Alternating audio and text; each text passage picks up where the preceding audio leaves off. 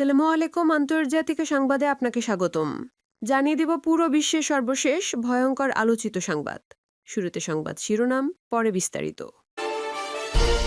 এবার সবচেয়ে শক্তিশালী পারমাণবিক মিসাইল উন্মোচন করল উত্তর কোরিয়া। আরও জানিয়ে দেব লেবাননের দক্ষিণ সিডনিতে ইসরায়েলের বিমান হামলা। এদিকে যুদ্ধবিরতি তদারকি করতে ইসরায়েলে মার্কিন সেনাদল। সর্বশেষ জানিয়ে দেব 2 বছর পর ইসরায়েলি ড্রোন ও বিস্ফোরণের শব্দ ছাড়াই রাত পার করল গাজাবাসী। শুনছিলেন সংবাদ শিরোনাম, এবার বিস্তারিত। সবচেয়ে শক্তিশালী পারমাণবিক মিসাইল উন্মোচন করল উত্তর কোরিয়া। উত্তর কোরিয়ার সর্বোচ্চ নেতা কিম জং উন দেশের সর্বশেষ আন্তঃমহাদেশীয় ব্যালিস্টিক ক্ষেপণাস্ত্র বা আইসিবিএম প্রদর্শন করে এক জাঁকজমকপূর্ণ সামরিক প্যারেডে নেতৃত্ব দিয়েছেন। রাতে রাজধানীর পিয়ংইয়ংয়ে অনুষ্ঠিত এই প্যারেডটি আয়োজন করা হয় দেশটির শাসক দল ওয়ার্কার্স পার্টি অব কোরিয়ার প্রতিষ্ঠার 80তম বার্ষিকী উপলক্ষে।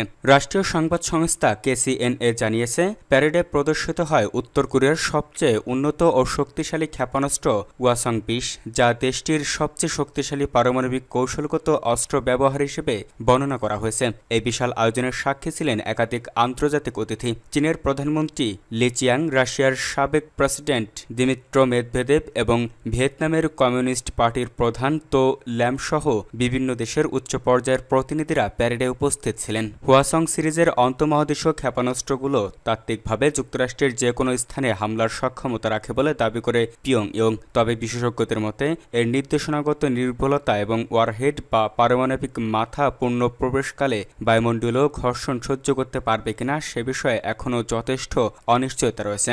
যুক্তরাজ্য ভিত্তিক think tank Carnegie endowment for international peace এর বিশ্লেষক অঙ্কিত পান্ডা বলেন, ওয়াসাং-20 উত্তর কোরিয়ার দীর্ঘপাল্লার পারমাণবিক অস্ত্র প্রযুক্তির এখন পর্যন্ত শীর্ষ পর্যায়ে। এই বছর শেষে হওয়ার আগেই আমরা এই পরীক্ষামূলক উৎক্ষেপণ দেখতে পারি। তিনি আরও বলেন, এই ক্ষেপণাস্ত্রটি সম্ভবত একাধিক ওয়ারহেড বহনের জন্য তৈরি।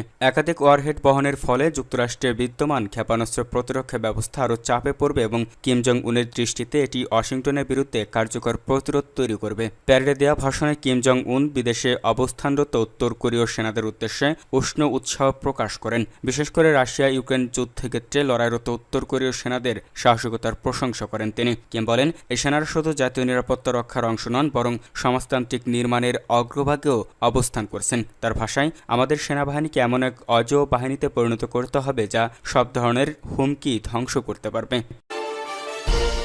লেবাননে ইসরায়েলের বিমান হামলা। গাজায় যুদ্ধবিরতি কার্যকর হতে না হতেই লেবাননে হামলা চালিয়েছে ইসরায়েল। বোমার আঘাতে নিহত হয়েছে কমপক্ষে 1 জন, আহত আরও 2 জন। হিজবুল্লাহ পরিচালিত আল মানার টিভিতে দেখানো হয় বিস্ফোরণের ফুটেজ। দক্ষিণাঞ্চল সিডনির আল নাজারিয়া এলাকায় বোমাবর্ষণ করেছে ইসরায়েলি বাহিনী। তেল আবিবের দাবি, হিজবুল্লাহর আস্তানা টার্গেট করে অভিযান চালানো হয়েছে। অভিযোগ রয়েছে, লেবানিজ সশস্ত্র গোষ্ঠীটি আবারও নিজেদের সামরিক অবকাঠামো তৈরির প্রস্তুতি নিচ্ছিল, আর সেই লক্ষ্যেই জড়ো করেছিল প্রয়োজনীয় সরঞ্জাম। যদিও হিজবুল্লাহ দাবি, বুলডোজার ও এক্সক্যাভেটর বিক্রির একটি প্রদর্শনী চলছিল সেখানে। বিস্ফোরণের পর আগুন ধরে যায় ভবনে। হামলায় ব্যাপক ক্ষতিগ্রস্ত হয় সংলগ্ন সড়কটিও। লেবাননের যুদ্ধবিরতি কার্যকর করে গত নভেম্বরে হিজবুল্লাহর সাথে চুক্তির পরও বহুবার শর্ত ভঙ্গ করেছে তেল আবিব। সূত্র আল জাজিরা। যুদ্ধবিরতি তদারকি করতে ইসরায়েলে মার্কিন সেনাদল। গাজায় যুদ্ধবিরতি কার্যকর করার তদারকি মিশনের অংশ হিসেবে মার্কিন সেনারা ইসরায়েলে পৌঁছাতে শুরু করেছে বলে জানিয়েছে এবিসি নিউজ। প্রতিবেদনে মার্কিন কর্মকর্তাদের উদ্ধৃতি দিয়ে বলা হয়েছে, যুক্তরাষ্ট্র এবং মধ্যপ্রাচ্যের বিভিন্ন ঘাঁটি থেকে প্রায় 200 জন সদস্যের একটি দল এই সপ্তাহান্তে ইসরায়েলে পৌঁছাবে। এর মধ্যে মার্কিন সেনা সদর দপ্তরে সেন্টকম প্রধান অ্যাডমিরাল ব্র্যাড কুপার ইসরায়েলে পৌঁছেছেন। কর্মকর্তারা জানিয়েছেন, মার্কিন সেনারা গাজা যুদ্ধবিরতি বাস্তবায়নের জন্য একটি যৌথ নিয়ন্ত্রণ কেন্দ্র গঠনের সহায়তা করবে। তারা ইসরায়েলি সেনাবাহিনীর IDF সঙ্গে সমন্বয় করে অন্যান্য দেশীয় নিরাপত্তা বাহিনীগুলোর কার্যক্রম একীভূত করার দায়িত্বে থাকবেন। তবে কোনো মার্কিন সেনা গাজা উপত্যকায় প্রবেশ করবে না বলে নিশ্চিত করেছেন কর্মকর্তারা। এই মিশনে মিশর, কাতার, তুরস্ক এবং সম্ভাব্যভাবে সংযুক্ত আরব আমিরাতের সামরিক কর্মকর্তারাও অন্তর্ভুক্ত থাকবেন। দলটির কেন্দ্র পরিচালিত হবে মিশর থেকেই। 2 বছর পর ইসরায়েলি ড্রোন ও বিস্ফোরণের শব্দ ছাড়াই রাত পার করল গাজাবাসী। প্যালেস্টাইনিরা গাজায় এমন একটি রাতের অভিজ্ঞতা পেয়েছেন যা তারা গত 2 বছরে কখনো অনুভব করেননি। নেই ইসরায়েলি ড্রোন এবং বিস্ফোরণের শব্দ। আজ রাতে নেই কোনো ড্রোন, কোনো বোমা বিস্ফোরণের শব্দ নেই।